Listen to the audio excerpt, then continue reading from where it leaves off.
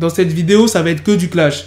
À part la dernière news sur Attic, la première news, la fille de Dr. Dre clash sans pitié 50 Cent et Exhibit. Dans la deuxième news, on parlera de Kev Adams qui s'est fait méchamment clasher par Aya Nakamura. Et troisième news, on parlera d'Attic. Sans plus tarder les gars, let's go pour les news.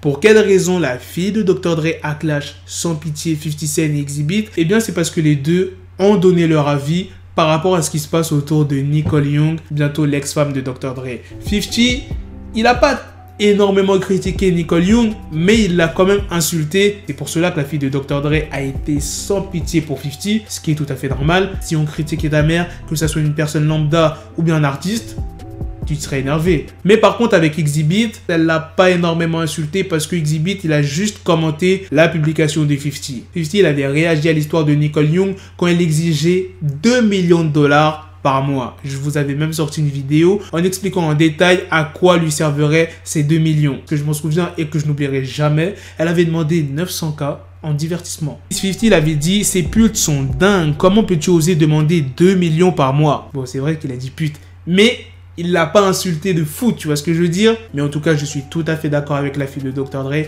C'est normal de réagir comme ça. D'ailleurs, je ne vous ai même pas dit comment elle s'appelle. Elle s'appelle Trulli. Je sais pas si ça se prononce comme ça. Et elle a 19 ans. Elle a dit, ah, venant d'un rappeur laid, érincé du début des années 2000 qui a fait faillite et qui n'est qu'envieux de la richesse et du mode de vie de ma famille, amuse-toi à dépenser le reste de tes économies en stéroïdes, va te faire foutre. Quand je vous dis qu'elle a été sans pitié, tu croyais que c'était des conneries?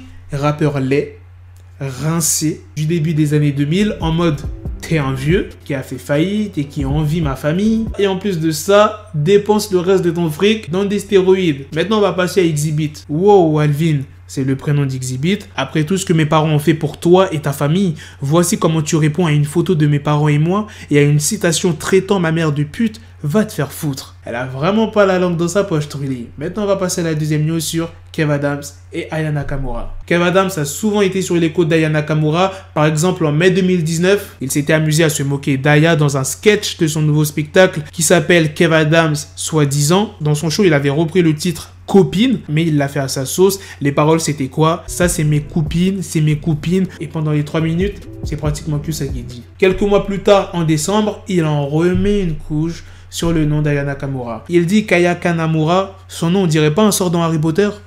Putain, c'est tellement pas marrant. C'était lors d'un spectacle sur TF1 qu'il avait dit ça. Tout ce que je vous dis, ça date de l'année dernière et le média public a révélé d'anciens tweets d'Aya Nakamura qui ont été supprimés, donc tu le trouveras pas sur son compte Twitter. Et dans le tweet, tu peux voir que Aya Nakamura n'a pas été tendre avec Kev Adams.